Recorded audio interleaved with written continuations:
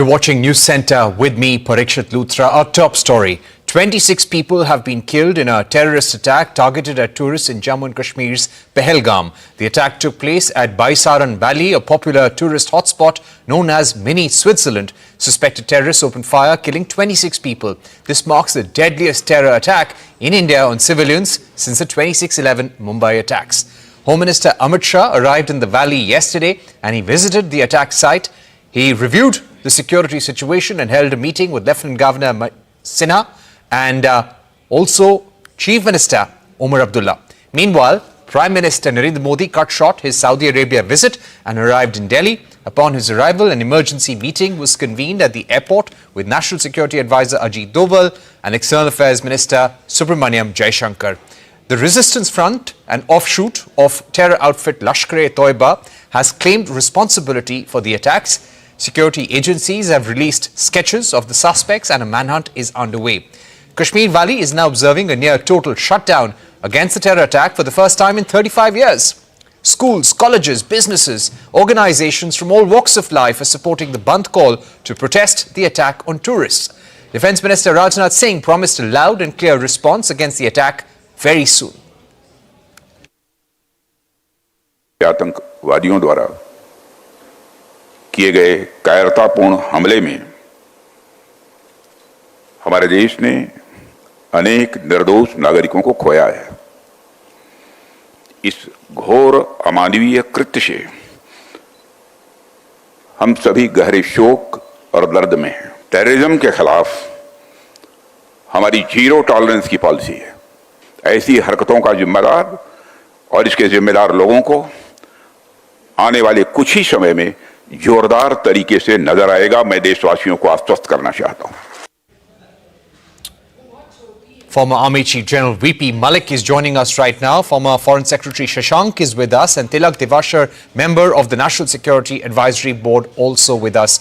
Gentlemen, thank you very much for joining us on a very, very tragic day. Of course, General Malik, if I could begin with you, what does the modus operandi of those terrorists really indicate to you about the intentions and the affiliations? Good evening, Parikshit. I don't think they have really changed their attitude, their strategy or their tactics for a very long time. I think we sometimes close our eyes and don't face the truth. The truth is that we have a neighbor where you have a large number of jihadi elements. They have an anti-Indian attitude and there is also the anti-Hindu atmosphere. And that has been prevailing for a long time. And now you have a situation which has got aggravated thanks to the military leadership that is there today. General Asim Munir, for example, you would have heard him just recently where he talked about two-nation theory and anti-Hindu attitude and about Kashmir. So we have sometimes been closing our eyes that this is continuing, and my own feeling is that this kind of isolated terrorist attacks, they will continue in future also, and we have to face them. Now we have to handle them with all the instruments that are available in our hand to be able to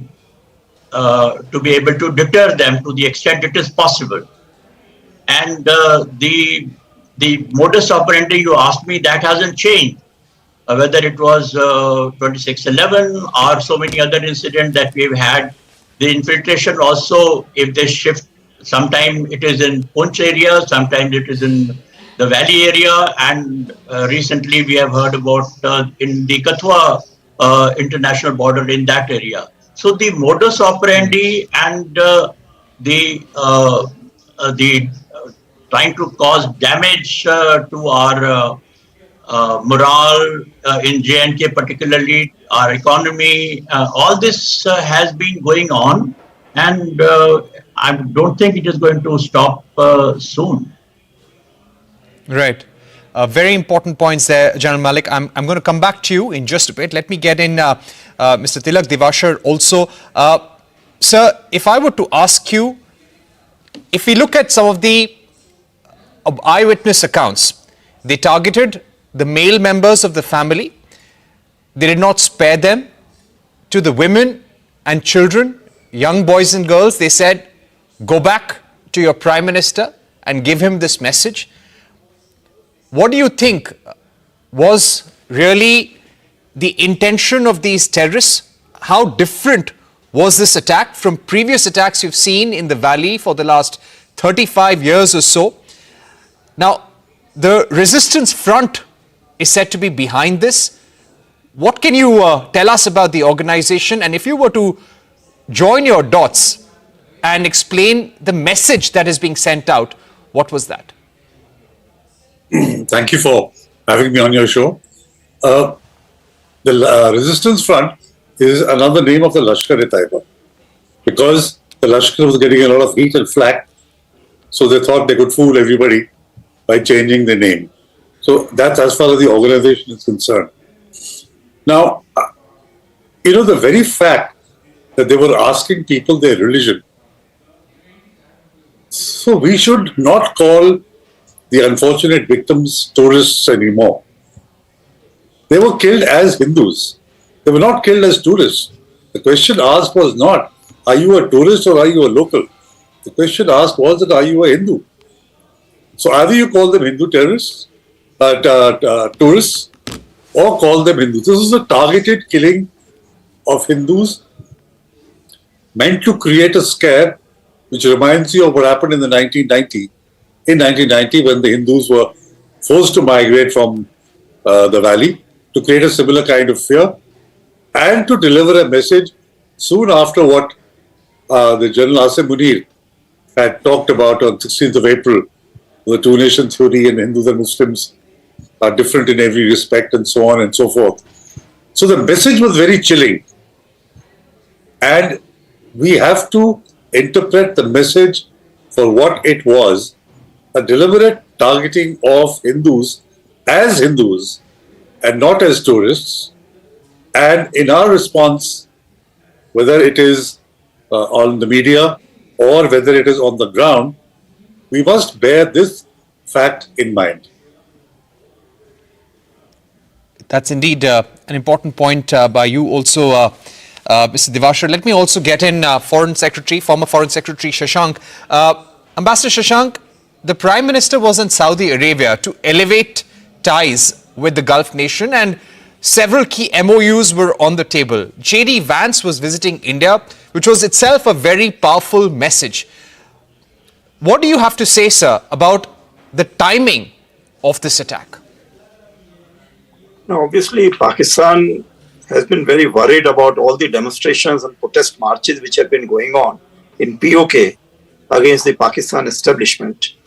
So they have been punishing them in various ways and trying to tell them that, look, they are much better off than people living in J&K. This has not been cutting much eyes with the people in Pakistan.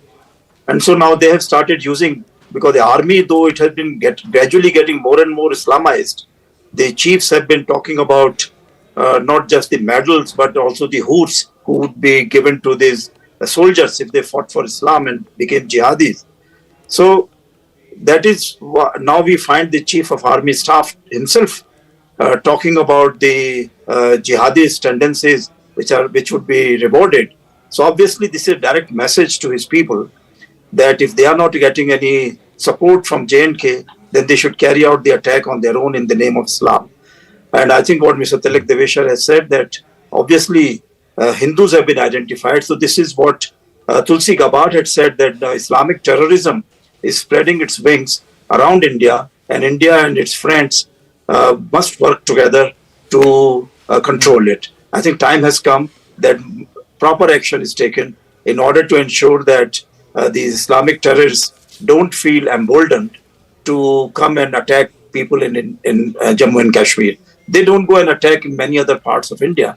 But Jammu and Kashmir, they somehow feel more emboldened. So that's very important that there are no missing links in the administration and security apparatus of Jammu and Kashmir between the central government and the local provincial administration. Right. Mr. Devasher, if I were to ask you, does this have anything with the attack on Jafar Express? Is this Pakistan saying that we will retaliate? See, let's be very clear on one thing. Pakistan has never accepted its own responsibility for whatever is happening inside Pakistan. They haven't been able to control the Baloch insurgency. Incidentally, it began in 1948. It petered out, began again in 58, petered out, began in 62, petered out, began in 72 or 73, petered out. This current insurgency has begun in 2004. Was India responsible for all the previous insurgency? How come they're talking about it now? Because the insurgency which started in 2004 has gathered momentum, and despite throwing everything against it, they have not been able to come to grips with it. Therefore, we externalize the problem. Afghanistan is responsible. The Taliban is helping them. India is responsible. India is helping them. I mean, if you just have to pick up the map, the geography, and look at where Balochistan is and where India is, you don't share a land border with them. And so how do they think that India is helping them? It's just externalizing it. The Baloch have become It's emboldened. blaming India for their own problems. Yeah, absolutely. Absolutely. Because they can't tackle it. They're blaming Afghanistan. And Afghanistan has told them in no uncertain terms to, stop blaming them and sort out their own problems. So I don't buy that at all, that this is a retaliation for the Jafar Express. General Malik, if I were to ask you, what should be the military response? What are the options that India has on the table? We have carried out limited strikes, controlled strikes on Pakistani terror groups, terror launchpads in the past. What should we do at this stage, according to you? Look, we should not just be isolating military response. I think we have now reached a stage where we should be looking at all the instruments available with the state, whether they are political, economic, and military also. So all those have to be considered when you take a decision at the level of the CCS, for example. Now, as far as response is concerned, my first take would be to investigate the functioning of the unified command in J&K. That is as far as the defensive side is concerned. What has gone wrong there? Why lack of intelligence? Why we have not been able to check infiltration wherever it has taken place? Have we deployed our forces adequately in these tourist spots?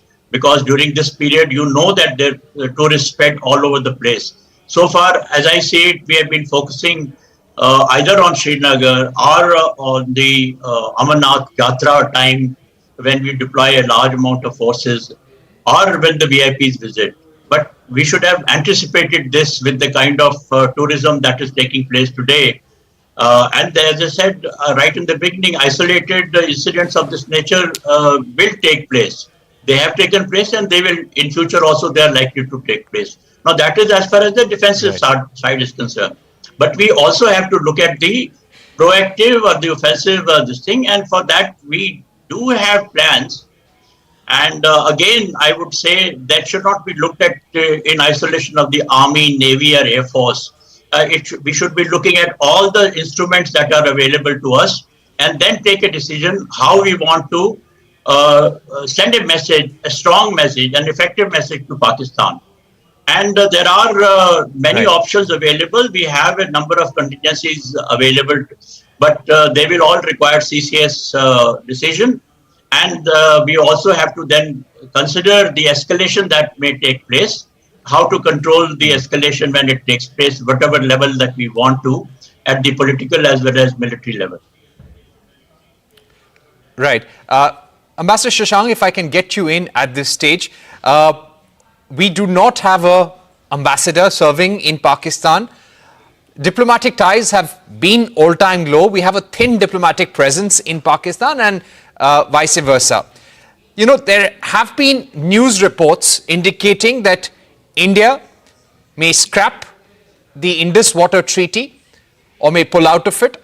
Secondly, we may close down our mission in Pakistan, cut off diplomatic ties. None of this is confirmed. The government has said these are only speculative reports. We are awaiting a formal response from the government, but what kind of diplomatic response can we comfortably take, and what do you think are options before the government right now? General Malik has said that it has to be a cohesive and all-inclusive response. We should take into account our interests in maintaining security in J&K and also making sure that these kind of dastardly acts are not repeated. You talked about Indus Water River Agreement. There, of course, what we have started doing already, that the water which is comes under our share directly, that we have started utilizing. In the past, we were allowing that all to go to Pakistan, and nothing very much was being done. And in fact, we were always short of water in Haryana, Delhi, and other places. So now that we have started using for the benefit of people in Kashmir, the benefit of people in Punjab and Haryana and Delhi. I think now the other thing which we need to do is to make sure that the bilateral treaties, generally they come to an end as soon as there is a war or any kind of conflict situation between two countries. We have never done it in the past. Therefore, there is always this hesitation that after all, we feel that Pakistani people are not to be blamed for this. And it's only the government which is directly or indirectly controlled by the army from behind the scene. Therefore, we have normally been very soft on that. But I think time has come for us to take hard decisions in this regard. Secondly, we should also tell all the neighbors of Pakistan that what they have done to us and what they might be doing in their countries also, so that there is a coordinated approach towards making Pakistan a civilized state and not to spread Islamic terrorism in the region. The third thing, of course, as regards the Indian mission, it is mainly to carry out basic operations of consular access, maybe whatever little bit of communications have to go on between two neighboring countries. So therefore, I do not know whether we can perhaps reduce it further, but to bring it down totally and then to request some third country to help us will not be very effective. Right. Let me get in Mr. Tilak Devasher once again. Mr. Devasher, just to speak about fixing accountability, and perhaps this is what the Prime Minister and particularly Home Minister Amit Shah would be doing right now. You know, you had at least 6 agencies which would in different ways be responsible for the security of Jammu and Kashmir. At this point, would you say that this was a major intelligence failure on the part of the agencies involved in J&K? You know, I think this is not the right time for this kind of an analysis or this kind of a post-mortem. There'll be time enough to do this later on. Right now, within 24 hours of the incident happened yesterday at about 2:30 or so in the afternoon, the whole focus would be in providing relief and succor to the families who have lost their loved ones, to decide what is the future course of action. And later on, certainly there has to be an accountability of what went wrong, as General Malik said, But I think this time, just now, would be the wrong time to do that. It will just demoralize all the agencies and the forces. Right now, we should all pool our resources and keep the focus on what needs to be done, which is, to provide retribution on one hand and to provide succor to the families who have lost loved ones. We must not lose sight of that. Mr. Devasher? But, yeah, go ahead. Right. Mr. Devasher, I would also like to ask you, the fact that these terrorists moved around and shot at civilians from point-blank range. Now, these civilians are very soft targets. Clearly, they must have done their recce's, knowing that the spot is 7 to 8 kilometers away from Pahalgam. They're just tourists hanging around, riding ponies, sitting in snack or sitting in small restaurants. These are easy targets. Would you expect, or from your experience, do you believe that these people may have infiltrated Kashmir many months back, or they may have been part of sleeper cells which have been activated? You see, I don't think these would be locals. The manner in which this whole operation was launched and the timing, the recce, as you mentioned, the kind of intelligence that they had, I don't think so this would be locals or, they would have had some local support. But these are highly trained people who have carried out this particular attack. So yes, they would have infiltrated. I'm not sure if they came in months ago, because that would have been very much the winter, and it'd be difficult when the passes are closed. They could have come recently, but we don't know. I mean, we'll come to know the real situation only when some of these fellows are caught, and I hope some of them are caught and interrogated. So we will come to know who was behind it, where did they come from. And I'm sure you'll find that some of them at least could be very well be Lashkar, of course, but some of them could even be Pakistan Army or Frontier Corps personnel. So it's very difficult at this stage, with whatever little we know, when they actually came in. But I'm sure they are not locals. Right. Let me also go back to General Malik at this stage. General Malik, as we speak about India's response, how can India, according to you, bring these terrorists to book?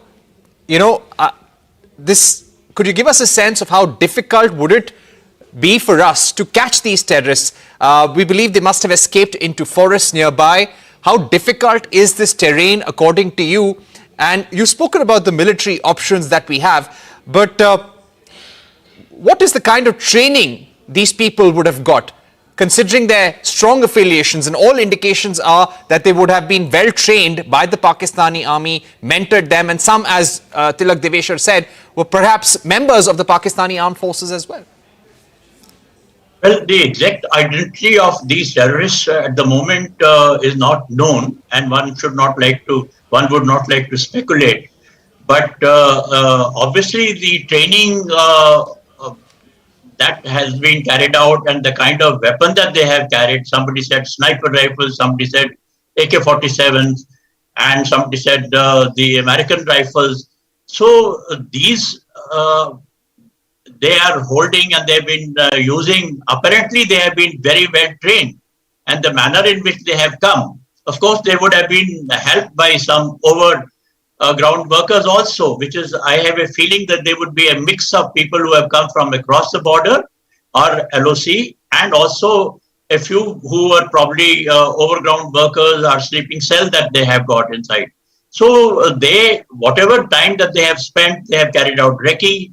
They know exactly what to do. And I tend to agree with Mr. Devasher that they are more likely to be outsiders. Otherwise, why would they ask somebody whether he's a Muslim or a Hindu? The fact is that they were trying to identify Hindus. That itself shows that they were not the local people of that area, you know. And so some people have definitely come from across the border, and they have been very well trained, and they have sleeper cells which they who would have given them help. And as far as training is concerned, they are more like commandos that we have in our forces. They would have been trained like that, not only under their own Lashkar-E-Taiba organization, but also under the ISI and the Pakistan Army. Right. We've run out of time, but I'd like to thank all of you for joining us with those very important views. It's a very tragic day, of course, and India deliberating on the response that will come in. Thank you very much, Tilak Devasher, General Malik, and Ambassador Shashank for joining us on the program.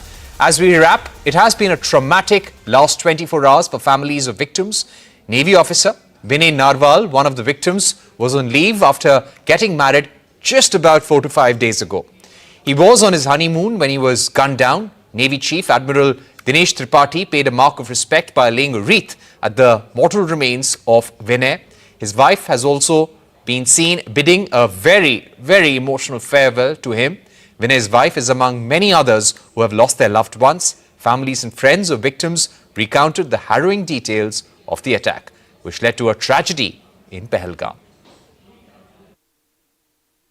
जो ये वाक़ा हमारे मेहमानों के साथ हिंदुस्तान से आए हुए उन नौजवानों के साथ जो ये वाक़ा हुआ, उस खास करके हमारे इस रिश्ते में एक शरीफ नफ्स ये बच्चा जो घोड़े का काम करता था, जो इसको मार दिया गया, हम इसकी मजम्मत करते हैं। Another person, Shomir Guho, and his family also went to Kashmir, and they were supposed to come back today, but they were Samir Guho was also killed. His wife and his also children is there. We are standing in front of his house. We have with us the local people of who were friendly to Shomir Guho. ये बताइए दादा कि मतलब ये आप लोगों को पता था कि वो घूमने जा रहे हैं? हाँ, 14 तारीख को हमसे बात हुआ है, वो बोले कि घूमने जा रहे हैं और ये हमारे नेबर है। ऐसा होने से हम लोग को क्या स्थिति होता है, हम लोग कहाँ है क्या कुछ नहीं पता चल रहा है कि हम लोग किस राज्य में बास कर रहे हैं, कहाँ बास कर रहे हैं। My sister and her son are okay. They didn't had any injuries, but they were under shock. And meanwhile, my brother-in-law's status was not known, and he had to be airlifted because of his injuries. Later, after half an hour, I got the news, shocking news. कोई appeal, कोई संदेश जनता से, सरकार से, कुछ भी आप कहना चाहेंगे? मैं ये अकेला नहीं बोलूँगा, यहाँ पे पूरा महाराष्ट्र या पूरा इंडिया बोलेगा यहाँ पे कि उनको कड़ी से कड़ी सज़ा होनी चाहिए। ये 4-5 जन नहीं है, उनके पीछे बहुत बड़ी साजिश है ये चीज़ के लिए। तो उन सबको आज एक साथ में, जैसे 26/11 हुआ था, ये दूसरा आतंकी बड़ा हमला मैं ऐसा मानता हूँ।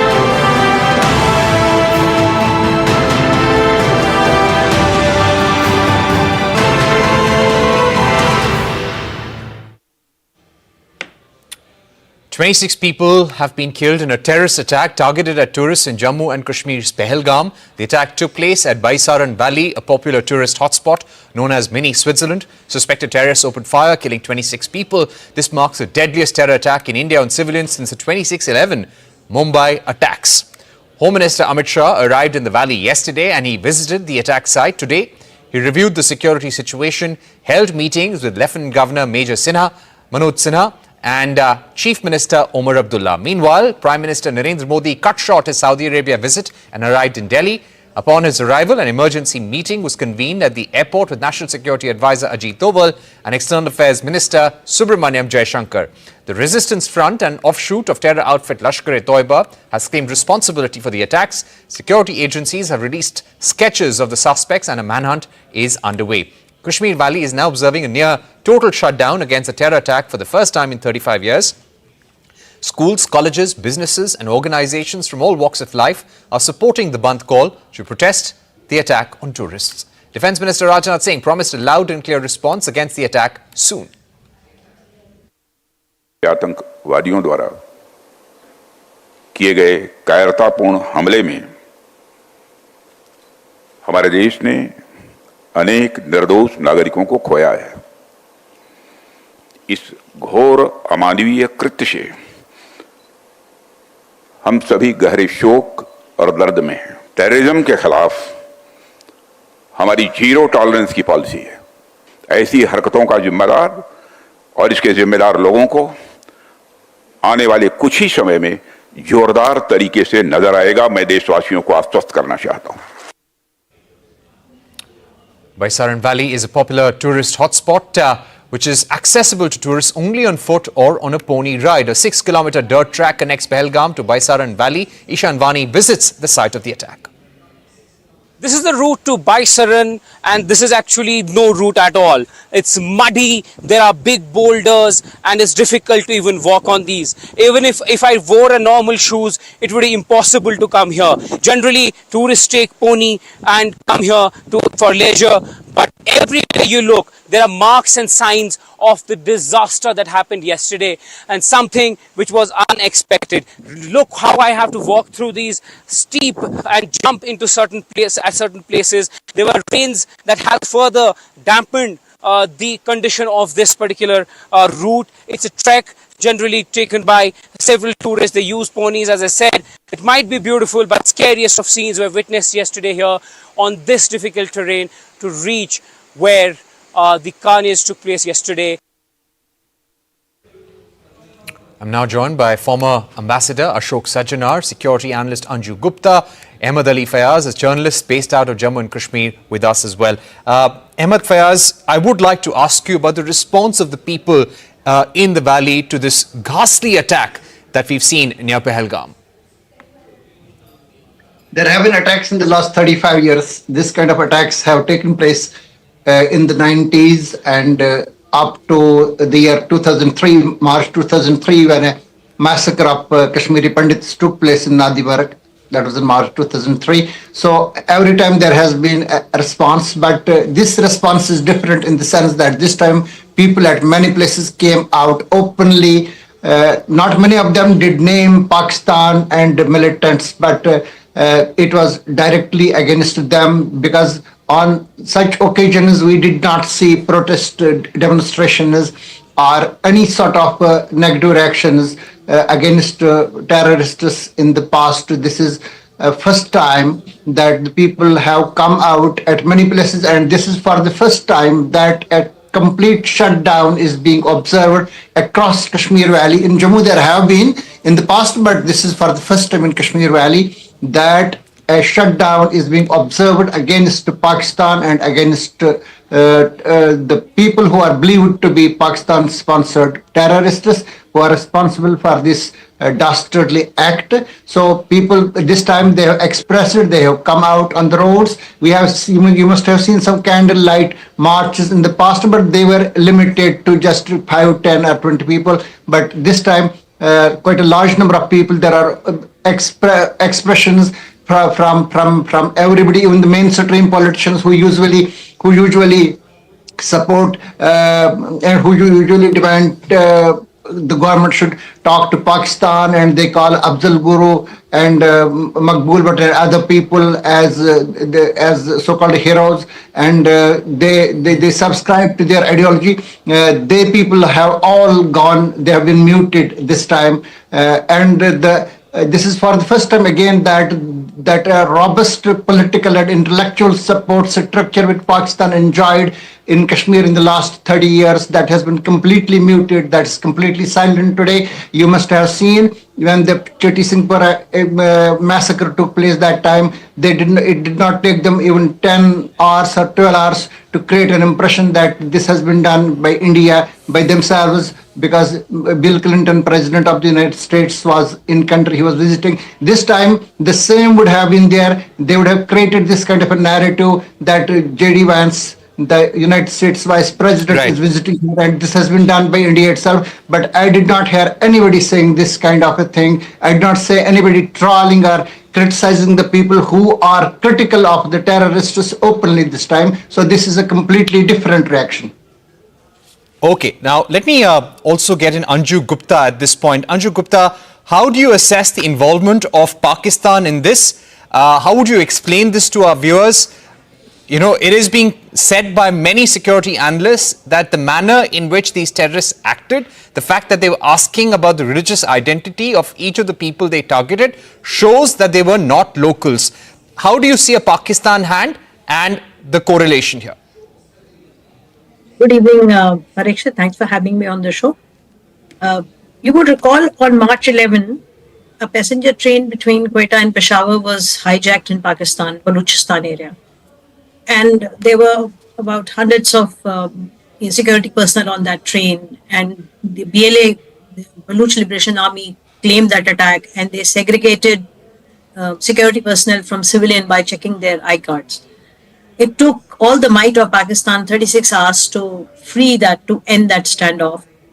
But interestingly, you know, when the army started briefing the press, even while the standoff was continuing, they started playing, the video clips of what was coming on Indian television, which was nothing but just reporting. And they started calling it an information warfare, thereby saying that this operation, this hijack had been done with the support of India and also Afghanistan. And the information warfare is playing out on Indian television and social media.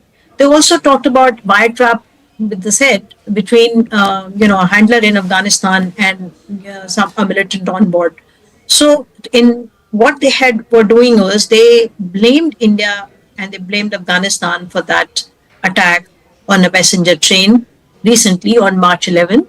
And that set the stage for a revenge attack. I think on this show, I'd say the same thing, that this is something that is going to probably show up in some manner. Now, a few days ago, Chief of Army Staff, General Asim Munir, made brazen statements about Kashmir, which I'm sure have been repeated on your show, that Kashmir is a jugular vein and that we haven't forgotten our brethren. It looked like a warning. When I heard this, it looked like a warning. Why should Chief of Army Staff be making this statement out of the blue? Third, the modus operandi definitely points to involvement of foreign terrorists. See, this is the area where there were tourists who would be carrying mobiles, they'll be taking pictures and videos, etc. Locals normally would not have the guts to kind of be, to be captured in photos and videos and all. And we've seen so many of them have come out, number one. Number two, it was a bold and brazen attack, which was carried out only for 20 minutes. And after 20 minutes, there was a professional getaway from that area because they knew help could come in 20 minutes. They could get away. They may have been local support. It is a subject of investigation, but all this points to I think the Pakistan's footprints signature are there all over. So, but let's wait for the investigation to come out and, give us more details. Right. Let me get in Ambassador Sajjanar at this point. Ambassador Sajjanar, what do you feel about the international response that we've seen since the attack took place, and the stories have been unfolding, tragic stories of civilians being targeted, young couples? The Navy officer was just married 4 to 5 days ago. He was on his honeymoon when this happened. They didn't really spare anybody. But the kind of condemnation that we've seen, where do you think that leaves India in terms of responding to Pakistan at this point? Yeah, thank you very much, Parikshit. You're very right. The stories that we've been seeing and the images that you are playing out on your screen, they are truly heart-wrenching. But, the comments that have come from the global leadership, I don't think they have really been motivated by the personal stories, you spoke about the naval officer, Lieutenant Narwal, who's sort of, just got married. I think the whole issue that, the terrorists came in and butchered 26, 28, the current number seems to be 28 people who have died, succumbed to their injuries. So the fact that it has been done and all of them have been killed in cold blood, I think that has really shaken the global community. And all these statements that we have received, whether it is from President Donald Trump or Vice President J.D. Vance, who's in India at the moment, or President Putin, or Prime Minister Giorgia Meloni, or the UK Prime Minister Keir Starmer. So I think all of them have shown full support as far as India is concerned. I think this has been evident. India has been speaking about its zero tolerance level as far as terrorism is concerned. And it finds whether, it was the Mumbai attacks, 26/11, or Pathankot, or any of the other attacks, we've had the international community with us. And that is why you would see, Parikshit, that when we had the surgical strike in 2016, September, or we had the Balakot in February 2019, the whole world stood with us. No one really came out, to have a critical word. So I think in this time also, the world stands with India. India has issued these sketches again that you are showing on your screens. And out of them, 4 sketches have been shown, have been shared with the public. And there it says that out of these 4, 3 of them are from Lashkar or TRF, and only one of them is a local, accomplice. Now, of course, these sort of attacks cannot be completed without, they cannot be carried out without local support. Ambassador Sajjanar, I'm going to read out an important tweet that has come from the MEA spokesperson, Randir Jaiswal. And the question to you, Michael Kugelman, is this. Michael Kugelman, a well-known foreign policy analyst, joining us from US, a close watcher of India-Pakistan relations as well. Michael, the MEA has tweeted, Vice President J.D. Vance called Prime Minister Narendra Modi strongly condemning the dastardly terror attack in J&K. He conveyed his deepest condolences on the loss of lives and reiterated that the US stands with the people of India in this difficult hour. He expressed that the US is ready to provide all assistance in the joint fight against terrorism. How do you see the US reacting to an attack of this kind when the Vice President of America was visiting India? He was giving a speech in the Rajasthan International Center when this attack happened in Jammu and Kashmir. How seriously do you expect this administration to take this? Well, first of all, let me offer my condolences for this horrific attack. It's simply abhorrent. Clearly, the administration in Washington will take this very seriously. This is an administration that takes the issue of terrorism extremely seriously, and that's how the first Trump administration operated as well. And you'll recall when the Pulwama attack happened in 2019, the Trump administration back then was offering or was similarly responding very similarly with a very strong condemnation of the attack and pledges of solidarity with India, just like in this case. And you're right, the fact that the U.S. Vice President was in India when this attack happened, I think it'll bring it closer to home, so to speak, for the U.S. Administration. But I think that in line with what one of your other panelists noted, this is how the world on the whole is reacting. I mean, we're seeing a unified response internationally to this attack. And what's particularly significant that even some countries like China, Turkey, Saudi Arabia that have close ties with Pakistan, they also have condemned it. So I think that the U.S. response has been very much in line with what we've seen from around the world. And indeed, I suspect that the U.S. in the coming days will be in close touch with India. It will offer support. It's unclear what exactly that means in practice, but I think the important thing to emphasize here is that the U.S. will certainly take this extremely seriously. And just because of obviously the scale of the attack, as well as targeting, the fact that these were civilians that were targeted makes it particularly egregious. And it's something that will certainly be high on the priority list for an administration that certainly has a lot on its plate in Washington. But this certainly will be a key priority for the administration to monitor in the coming days. Right, and we do remember during the Galwan attack and the tensions between India and China, those who had served in the first Trump administration say US and India had coordinated responses and shared intelligence very closely during that period as well. We'd also like to tell our viewers that the Ministry of External Affairs is going to be addressing a press conference at 7 p.m. this evening. This will be the government's view after deliberations. Remember, the Cabinet Committee on Security is also taking place this evening. So the press conference will be held post that. Very important to watch out what the Indian government says there. Let me get in Anju Gupta at this point again.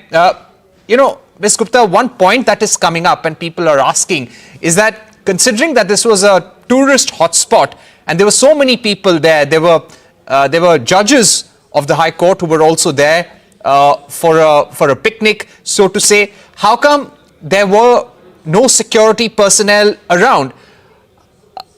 How could this be a intelligence failure to so to say? And clearly the situation was one that the terrorists took advantage of. What do you think was the larger message here? I think, Parikshit, you're asking me two things. One is about if there was an intelligence failure. I think it is not appropriate to comment on this right now, because I'm sure the government response will also be looking at this aspect, and they will take their time, and there's a methodology by which they would look at this aspect, and I'm sure they will say something. So this is not for me to comment on. The second is message. So to me, there are, this attack is Pakistan's message to four entities. First is to their own people, that this is the revenge for Jafar attack. Something that, in which they had taken a public position that India and Afghanistan have done it and we are going to, settle so. So I think it's a message to them. It's a message to security personnel. There were about 100 casualties in that particular attack. Casualties, not fatalities. Second, it's a message also to the separatist elements in Jammu and Kashmir, if any, that look, we very much care for you. We are there, and you stay connected with Pakistan if you have these, thoughts. It's an opportunity for recruitment. See, the big ticket attacks in terrorism are also mounted for propaganda and for recruitment. It is to say that we stand by this cause. Anybody who feels about it, please connect to us. This is for recruitment too. Third is, I think it's a message for powers like the US and Saudi Arabia in this case. Vice President Vance was in India and our Prime Minister Modi was visiting Saudi Arabia. Now these are two very important states, nations who are also friends with each other. What is the message? The message is that you may have very good relations with India, but Kashmir issue is not settled. Why I'm saying so is that for last couple of weeks, Pakistan has upped the ante on Palestine front. The clerics have been holding big meetings, rallies in Pakistan, including Grand Mufti, who've been issuing fatwa calling for jihad in favor of Palestine. Something that they've suddenly started doing it. So they may be linking it to Kashmir as they have done earlier on. That's my assessment as of now on the basis of what has come out. Fourth, it is also a message for Taliban with whom they have, very hostile relationship. It is to actually project the strength and capability for counter cross-border operations of this kind far away from the border region. So to me, at this moment, I would say these four messages look pretty clear to me. But I'm sure there is more to it. Yeah. Oh, absolutely. Let me get in Ahmed Ali Fayaz once again. Ahmed Ali Fayaz, do you feel that considering that these terrorists hit tourists, this was a very important part of the Kashmir economy. A lot of revenue comes in from tourists.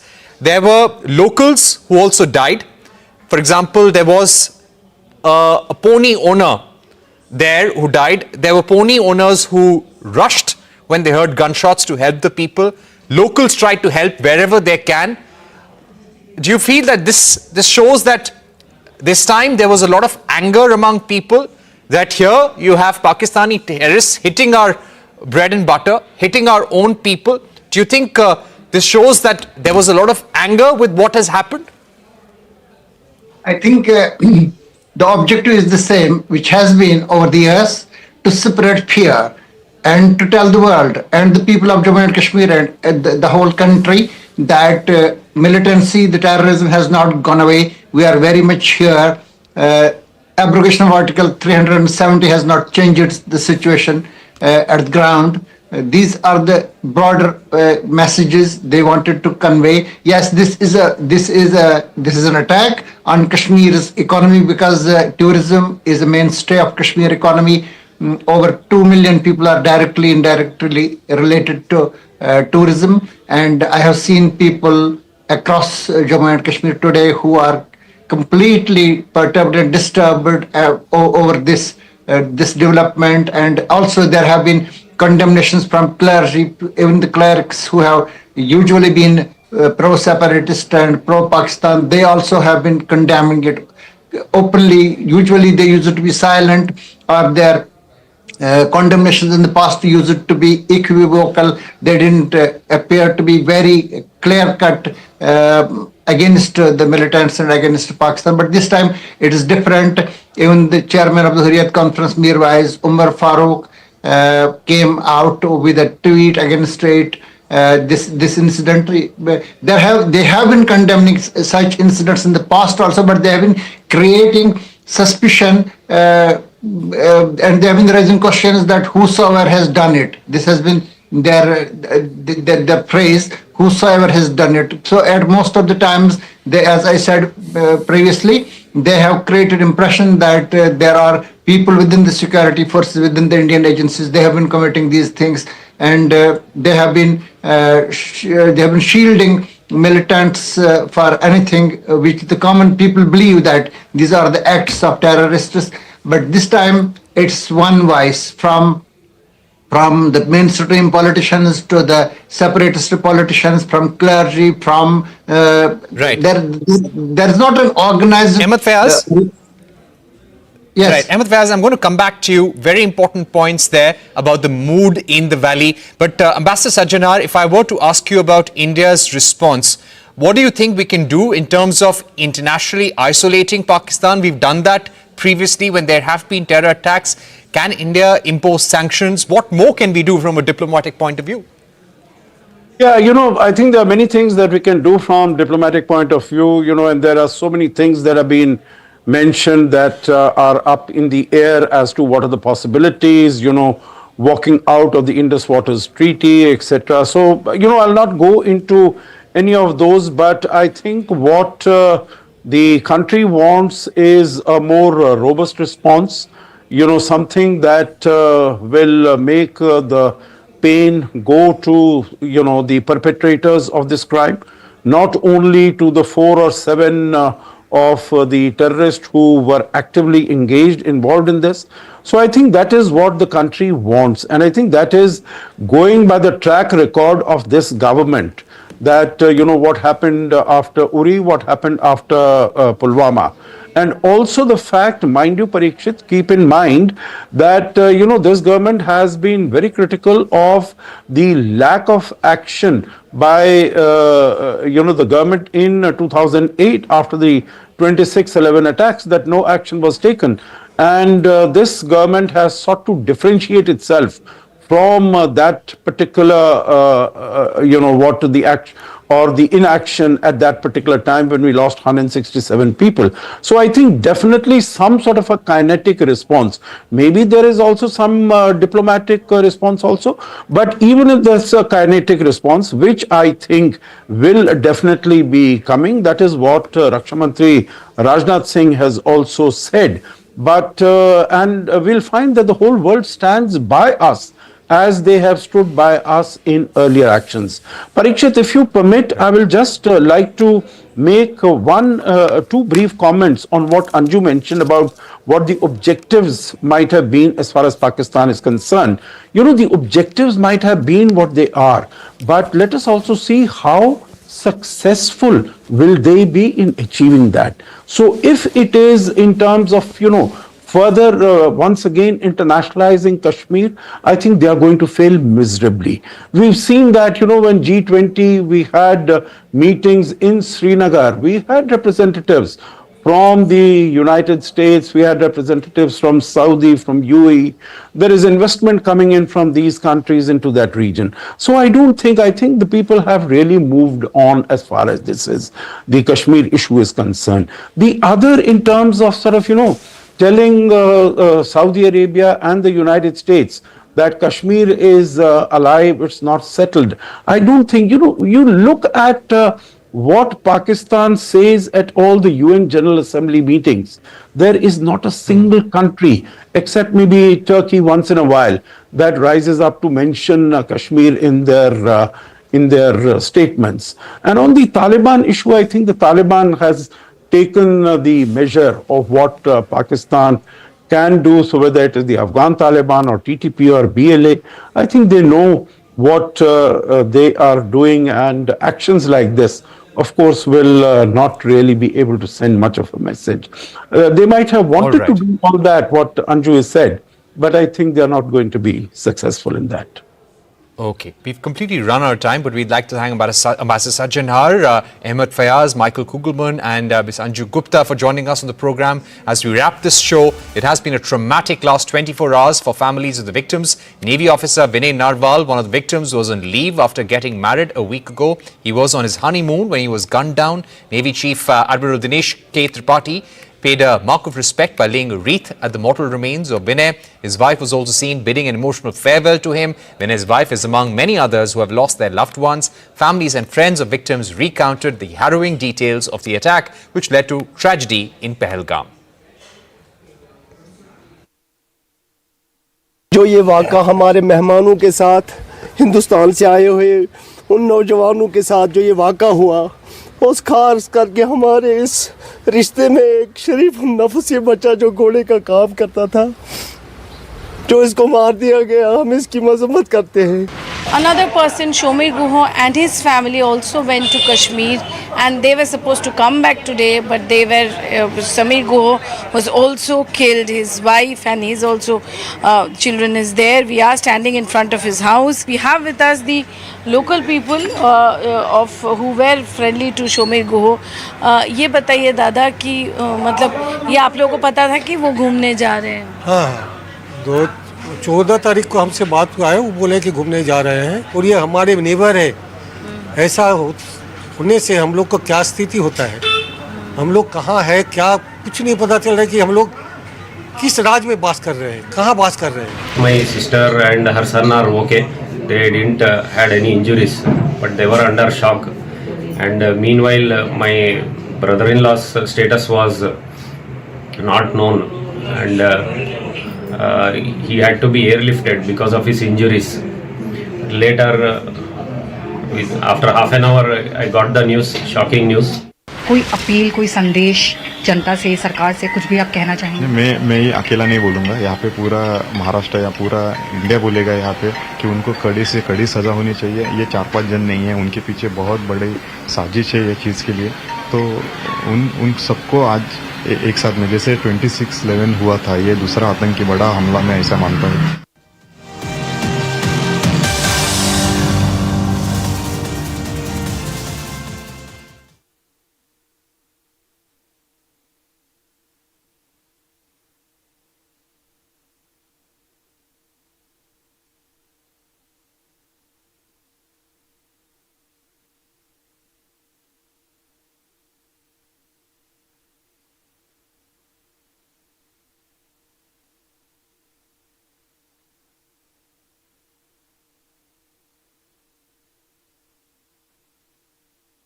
Right, over the next 30 minutes, we'll spend a few minutes on Madhu's current take on the market, but the spotlight is firmly on a sunrise sector where he sees immense long-term potential.